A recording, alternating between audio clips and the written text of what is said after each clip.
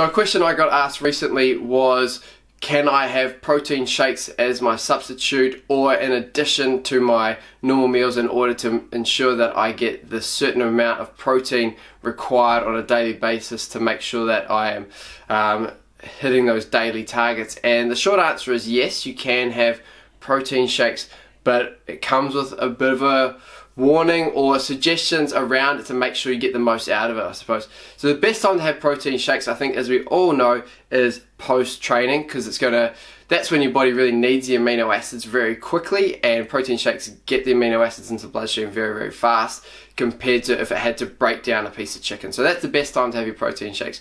Now, I'm sure that the question is mainly based around away from training, can I still have protein shakes? And ideally, food is going to be much better, but if you can't get a meal together and you just don't have time because you're too busy or for whatever reason, then yes, you can have a protein shake. But I want you to make sure that rather than having protein just by itself, it's best to have it with some fats, definitely with some fats, and then maybe even some carbohydrates, so you're making it more of a smoothie than just a protein shake. So for example, and I've talked about this in the past, a shake can also consist of, if you want your carbs, then you can throw in some berries, are going to be your best option, and maybe half a banana, and then looking at getting some greenery, so your baby spinach or kale goes in there, and then ensuring you get some fats in the form of, you could put nut butter in there, or I think the best one is maybe a quarter of an avocado, because it gives it that good taste, a nice taste, and that nice thick creamy texture.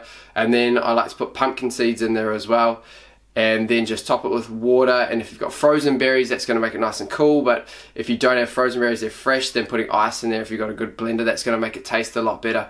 So that's how I'd make a smoothie. If you're in a really big rush and the only time you have for it is to just whack some protein in a shaker, shake it up and drink it, then go for that. But then I'd also have a handful of nuts and a handful of seeds as well, just to slow down that digestive process a little bit more and make it closer to a meal. So that'd be my suggestion.